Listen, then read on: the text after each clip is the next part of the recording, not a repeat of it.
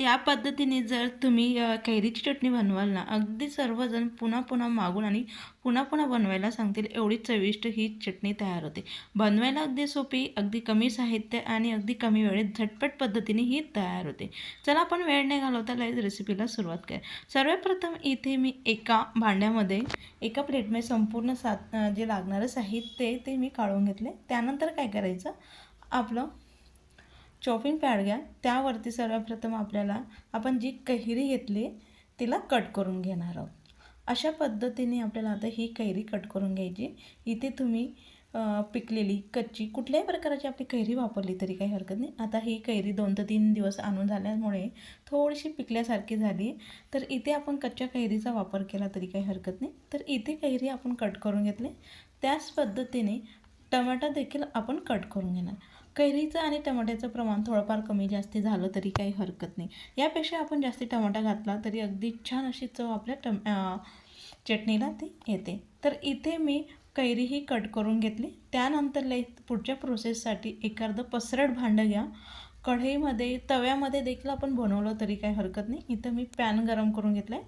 Pan गरम झाल्यानंतर लगेच काय करायचं आहे, यामध्ये कमीत कमी 2 ते 2.5 पळी आपल्याला तेल गरम करून घ्यायचे. थोडंसं तेलाचं प्रमाण आपण इथे जास्ती वापरतो आहे. कमी तेलात देखील बनवली तरी काही हरकत नाही.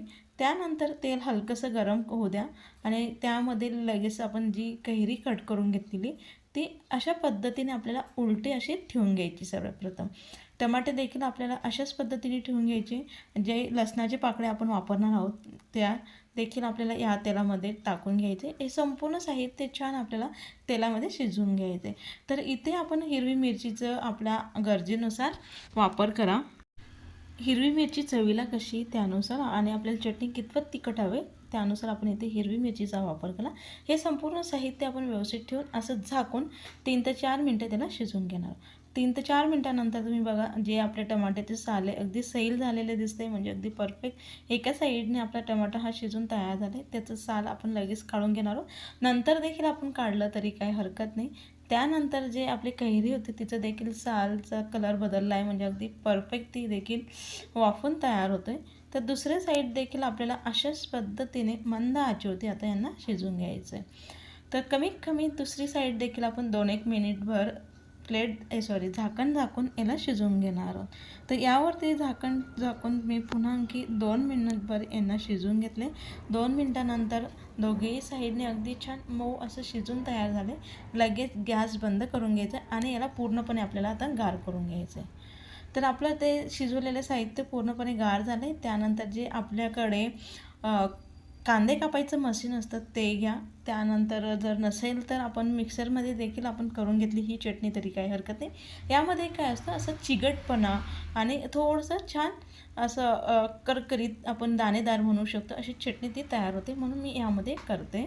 तर संपूर्ण जे आपण शिजवून घेतलेलं होतं साहित्य, मिरच्या, टमाटे, लसूण ते, आणि त्यानंतर काय करायचं, जे आपण कैरी शिजून घेतली ना, ते कैरीला काय करायचं, त्याच्यातला फक्त आपल्याला गर हा व्यवस्थित काढून घ्यायचा. अगदी सहज तो निघतो, अगदी छान शिजून तो तयार झाला आहे. इथे सालाचा आपल्याला वापर करायचा नाही. तर जेवढं शक्य आहे तेवढं व्यवस्थित आपल्याला हा संपूर्ण गर हा काढून यामध्ये टाकून घ्यायचा. गर टाकला गेला आहे. त्यानंतर लगेच एक मध्यम आकाराचा बारीक चिरून घेतलेला कांद्याचं प्रमाण आवडीनुसार आपण कमी जास्ती करून घेऊ शकतो. त्यानंतर काय करायचं, बारीक चिरलेली अगदी भरपूर अशी कोथिंबीर, यामध्ये आपल्या आवडीनुसार भाज्या किंवा आवडीनुसार थोडाफार बदल केला तरी काही हरकत नाही. अर्धा चमचे जिरे. आता यामध्ये आपण पुन्हा आणखी छान चटपटीत चव येण्यासाठी पुन्हा यामध्ये आणि अगदी पुन्हा आणखी छान कलर येण्यासाठी यात मी लाल तिखट वापरते. काश्मीरी मिरची पावडर आहे, म्हणजे चवीला अगदी कमी तिखट आहे, कलर अगदी छान येतो. आपल्या गरजेनुसार, आवडीनुसार आपण यामध्ये लाल तिखट वापरा. त्यानंतर लगेच चवीनुसार मीठ.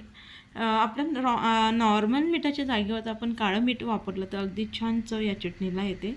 पुन्हा आणखी थोडीशी चव वाढवण्यासाठी यामध्ये मी थोडीशी साखर वापरली. साखरेच्या जागेवरती आपण गूळ देखील वापरला तरी काही हरकत नाही. गुळामुळे देखील अगदी छान चव आपल्या चटणीला येते. आणि लगेच आपल्याला याला छान असं बारीक होईपर्यंत आता हे मशीनने व्यवस्थित फिरून घ्यायचं आहे.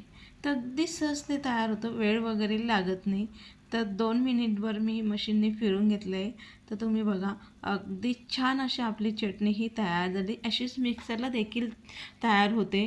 फक्त चालू बंद करताना म्हणजे व्यवस्थित त्याचं करा, म्हणजे एकसारखी ती छान तयार होते. अगदीच चटपटीत चवीची आणि अगदी झटपट होणारी अगदी सोपी अशी आपली कैरीची आंबट गोड तिखट चवीची अगदी चटणी परफेक्ट तयार आहे. यासोबत आपण आप्पे, डोसा, इडली, भात, पोळी, भाकरीसोबत देखील अप्रतिम अशी ही चटणी लागते. नक्की तुम्ही करून बघा. एक वेळेस बनवली तर अगदी सहज आपण तिला 8 ते 10 दिवस खाऊन घेऊ शकतो. अगदी परफेक्ट अशी आपली चटपटीत चवीची चटणी तयार आहे.